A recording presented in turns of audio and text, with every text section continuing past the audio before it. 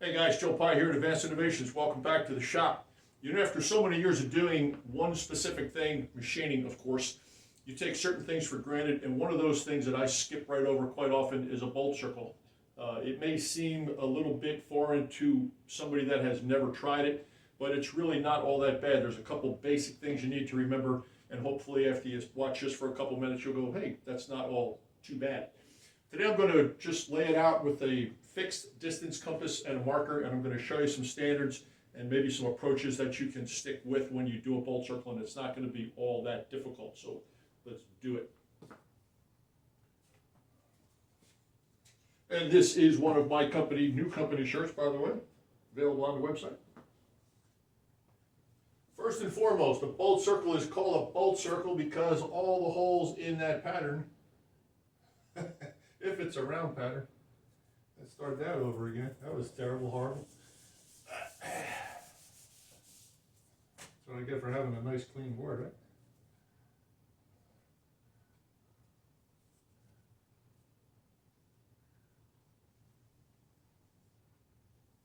Alright, circle. There's the center. Let's start off with a 6-hole pattern. Now, a 5-hole pattern is a whole different animal, and I got to apologize for the fact that there is no easy wave your magic wand and get a 5-hole pattern. If anybody knows how to just knock one out quick, put it in the comment line because I'm sure we will all benefit by it. I'm going to focus on naturally a 4-hole pattern, construction-wise, and 6 and 8 and 3, all part of it, right? All right, you got your circle.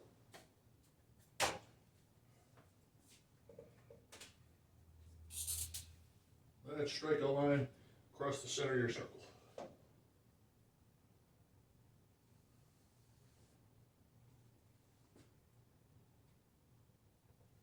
You wanted a 2-hole pattern? There you go. It is a 180-degree angle across the center of whatever circle you're looking for. Easy does it. A 6-hole pattern, let's skip straight to that because that's just the next easiest thing to draw. A 6-hole pattern is a bunch of equilateral triangles. 6 equilateral triangles. So you're going to cut this into a pizza pie with 6 equal pieces. Now the funny thing about a 6-hole pattern, a bolt pattern, even a hex, the length of each flat on the sides can be easily found by using the radius of the bolt circle that they've requested. Now that's going to make sense here in a second. Let's say this is a 10-inch circle, 5-inch radius, 5-inch radius, 5-inch radius. Well, we want to know where these holes are as well. So you just swap the position. Put this over here, put this over here. Same thing for the bottom. 1, and down here. There you go. It is truly that easy.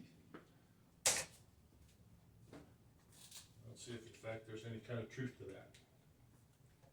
We're going to connect these dots right here. I think you can tell that that is absolutely going to be a hex when it's done.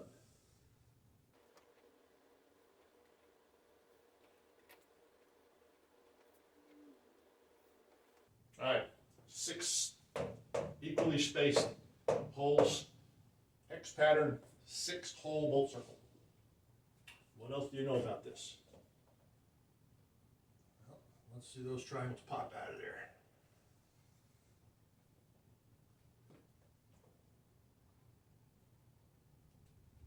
That's an awful lot of lines. There's triangles. 1 up, 1 down, 1 up, 1 down, 1 up, 1 down. 6 60-degree triangles. Now, any closed object, if you are looking to create your own bolt circle for God knows what number of holes, any closed object, circle, hex, octagon, pentagon, it doesn't matter, is 360 degrees. You will have 360 degrees somewhere in that geometric shape. Parallelograms and squares are the only 2 geometric shapes that use the inside angles. Well, let's just wipe this out. I think you've got that, right? Everything is a radius. It's just too easy. I'll give you the numbers in a minute. Let's look at a square.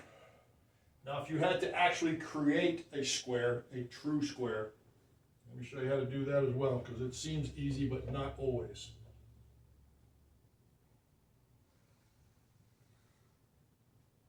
You can start with that line. Let's go back to the protractor. Look at the distance between the points of the protractor. Give yourself a relatively random line. Stay outside that line. Anywhere, it doesn't really matter. Take the top off your marker. There you go. You got a frostbite of the brain. It's about 17 degrees outside today. It is cold. Take that compass and swing a line. Sounds like a country song, doesn't it? Take your compass, swing a line. Swing another one. Well, guess what you got now? You got 2 more points that you can use.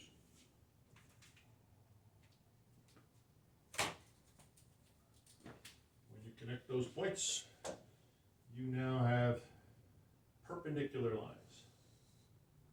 This construction method is rock solid. You now have a 90-degree corner times 4. And at this point, you can strike your square wherever you want your square, draw parallel lines. There's your square, there's your 4-hole pattern. Easy.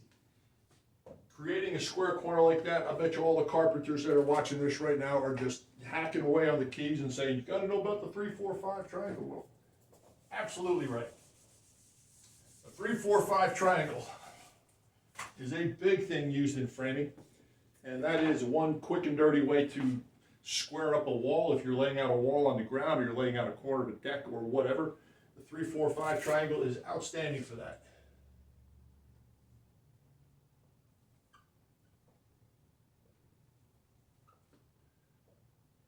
Three, 4, 5. Now that particular triangle, that combination of numbers in a right triangle will always give you a 90-degree corner, always. And that is because of the old Pythagorean theorem.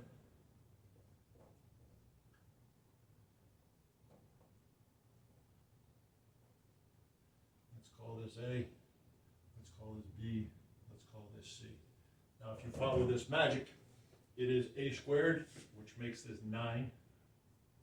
3 times 3, 4 times 4, 16. 5 times 5, 25. 9 plus 16 equals 25, right there. This holds true, this formula holds true in any right triangle. So if you got a right triangle, use that. If you have any of the 2 numbers, any 2 of the 3 numbers, you can figure that out using this. If you have an angle and one of the sides, you're going to have to use different math, but this is a good thing to have under your belt. So absorb how that had just worked. Okay?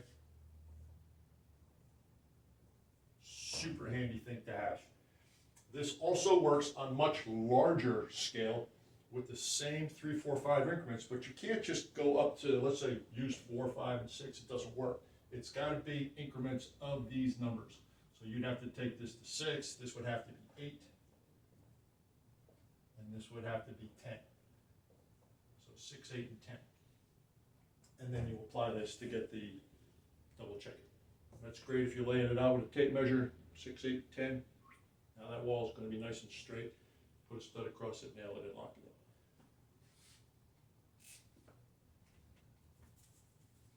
Good to know. Now back for the math on the hex. This is a 30, 60, 90 triangle, which you're going to find a bunch of inside of a hex. 30, 60, 90. What do we know about that? We know that the hypotenuse of a 30, 60, 90 triangle is always going to be the radius of the bolt circle that they call out. So if it's a 3-inch bolt circle, this would be 1.5, and so on. Whatever the diameter, whatever the bolt circle is, this will be the radius. This will be from the center to each one of the holes. But what are these other legs, and why do you need them? Okay, let's say this is the radius. This side is the radius times 0.5. And this side is the radius times 0.86603. All day long. Those two numbers right there will help you to lay out any 6-hole bolt pattern on the planet. 0.5 and 86603. Once you know the radius value. All day long. 0.5 is the sine of 30 degrees. And 86603 is the cosine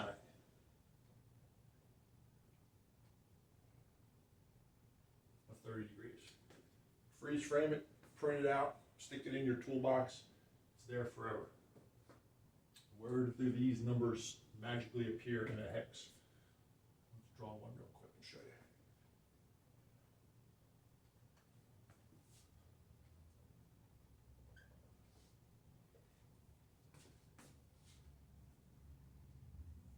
Now, I don't like to look at any bolt pattern as a bunch of holes. I like to look at it as one set of values that all you need to do is flip positive to negative and just use those same two values to do the entire pattern. It's that easy. Double check the camera. All right, we're rolling. Center of the triangle, right there. Remember this guy right here, right? 30, 60, 90. I showed you before that hex is cut into 6 equilateral triangles. This 30, 60, 90 is right here. Right there.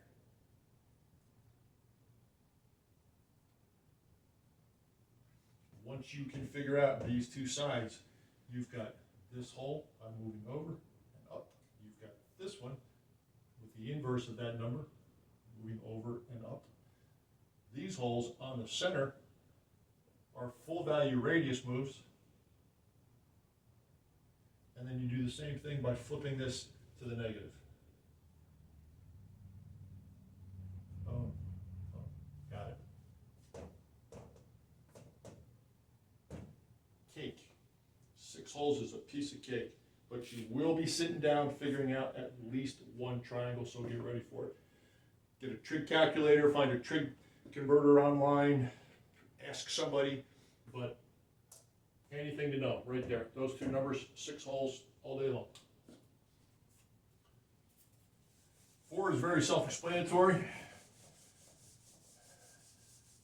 And one of the things that I've seen more often than not, when you have a rotary table set up, when they give you a very specific bolt pattern, but it's not perfectly in line with the world, it's like, okay, well, I got an 8-hole pattern, but it's 12 degrees off, so now I have God knows what. On a rotary table, that is very easy to figure out. On a non-rotary setup, if you have something like that, do yourself a favor and take the guesswork out of it. Get back to the simple 2 triangles, or 2 numbers in one triangle, and just shift the entire part. Shift your entire part, let's say 12 degrees, shift the whole part, and that way you can work true to the world. And when you're done and you look at the part, the whole pattern is skewed because the part was skewed. It's a good way around it. On a 45-degree triangle,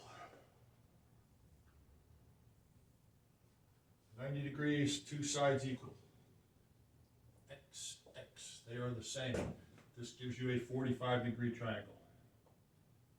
90, 45. The magic number here is 70711.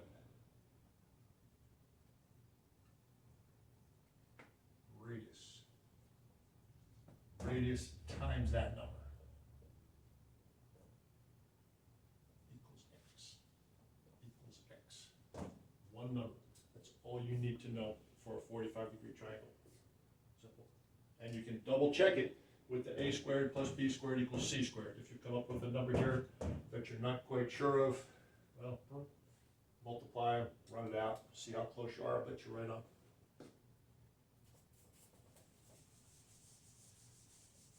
Let's do an octagon, 8-sided. 8-sided can be a little tricky depending on which way it's oriented. But like I just said, if it's oriented in such a manner that you need to figure out 99 triangles, well then shift the part and figure out just the least amount of triangles that you need to figure out. Best way to illustrate that is to say pizza. Now, if you say pizza to any guy in a machine shop, he's going to know exactly what you're talking about. Go to a pizza shop sometime and ask the person how many slices are in their pizza. Do that. Just mess with their head. However many you cut it into, right? But I love that.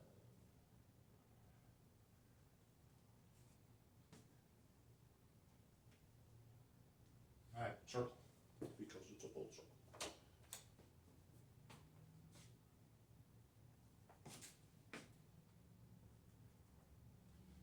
Showed you before how to create a perpendicular line. So now we have one across the center and one vertical. That gives you 4 of the 8.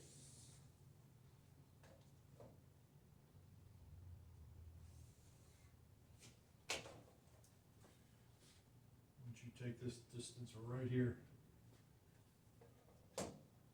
bisect it in the center. Strike it back through the center.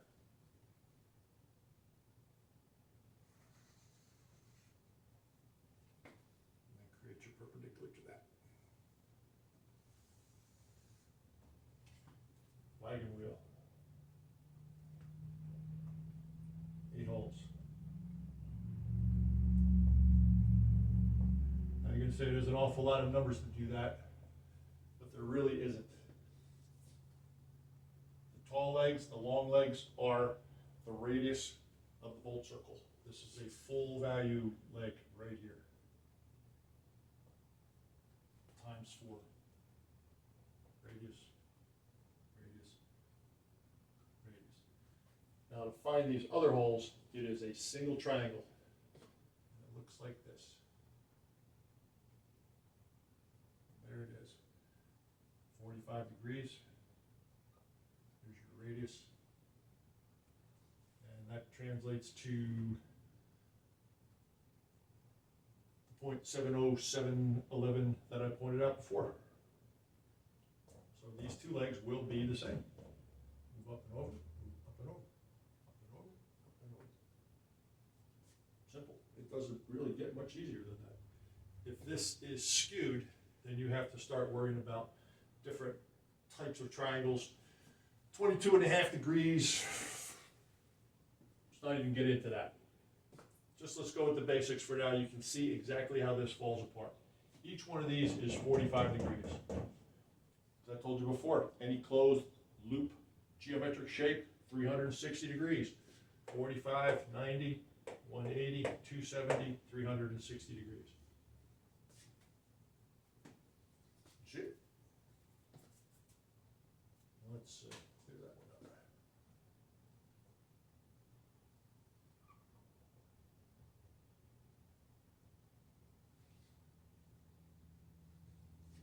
Go. Now the oddballs, 14s, I'm sure that Mr. Engel probably deals with 14s on his spokes. 5 pentagons, tough one though. Let's take a look at how that lays out.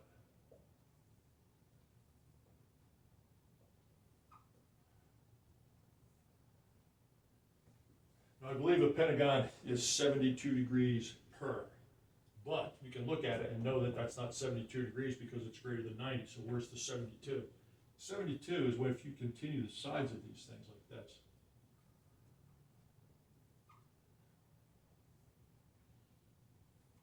Here's your 72 out here.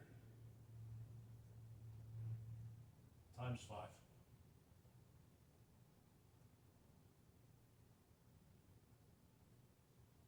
72 times 5. 360 degrees. That makes the inside 108. Because any straight line is 180 degrees, right? 180 minus 72, 108 degrees, 5 times. So if you want to lay out any oddball geometric shape, divide how many sides you have by 360. That's the number on the outside